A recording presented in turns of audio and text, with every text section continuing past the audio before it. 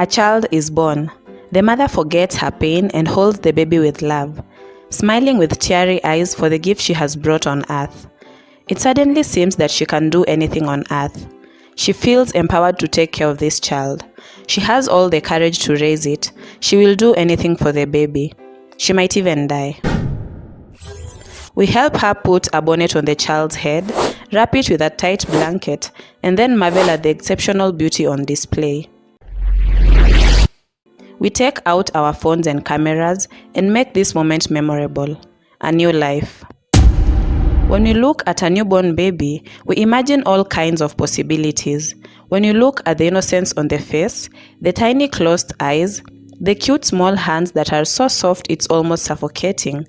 When we smell their ever wonderful heads, we feel like we are traveling through time and transcending all knowledge man has ever known. It seems that we know everything and nothing at the same time. This child carries to it the wisdom of all ages, yet it seems so new. Only a few months before, it was just a mass of cells or even atoms, and now it has taken form as a beautiful human being. The baby is all beautiful and glorious, but it only takes time to realize that all the immense joy and tears may have to disappear at some point. The baby has already entered the world with a wail, a world that ravages all those who've been brave enough to step into it. A world in which the baby's needs will not mean highly in a stranger's list of concerns. A world in which it will be told to grow up and stop pitching itself. A world in which the baby will have to compete ruthlessly with its friends or simply die hungry, depressed, and unsuccessful. A world where you have to be selfish in order to survive. It is true that our world is not a safe place from the moment that you are born. We love people intently, but will not receive even a fraction of that love. We are a target of backbiting and envy, and most times we don't even understand ourselves. We try to figure things out, but if we don't do that as early as 16 years old, then the world will not be merciful to us. We have to have ambition. We have to pretend we already have things figured out for us, and that we are stepping into adulthood armed to the tooth. We face existential crises, but instead of the world being forgiving enough to explain it, we are judged by people, by religion, by society. Back to the baby. Before it can find true rest again at death, assuming it will live a normal lifespan, the heart of this unique being will beat a couple of billion times, up to 40 billion. It will never again enjoy the peace and comfort of those early tight swaddled days.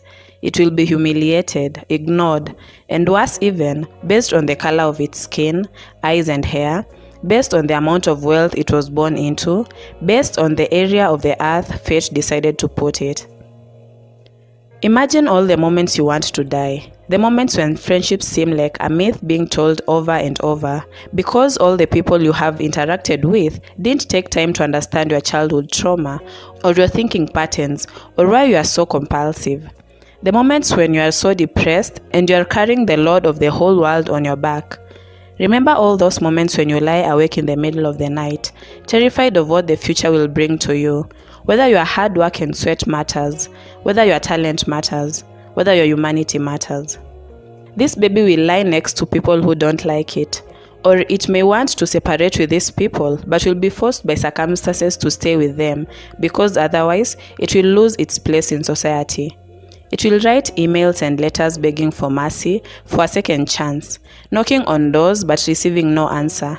It will have to try to make itself understood by family, have to drag itself out of bed every damn morning for a job that crushes its spirit. It will argue with partners who will be in no mood to view things from its point of view. It will sit down and reminisce the old sweet bitter days as a child, when it won all the Olympic medals, when it had the courage to speak in front of people, not caring whether it has freckles on its skin. Imagine you as a parent looking down on this child, and imagining the many times that the world won't care for it, of the times this child will face unwarranted treachery and injustices, even when they have lived a life of service to others. Imagine being Mary, the mother of Jesus, and seeing your child being crucified for the sins of many who don't care for him. Imagine your child being thrown out of the apartment because the man's check came in late. Imagine your child dying before you do. the pain and sorrow you will have to face as a parent, wanting to die yourself. Life is generally a cycle of injustices, wins and losses. Life is unpredictable, and being born is even worse. We don't choose life, but life already has a plan for us, and we might have to suffer or just go through. It is a tragedy we all have to face.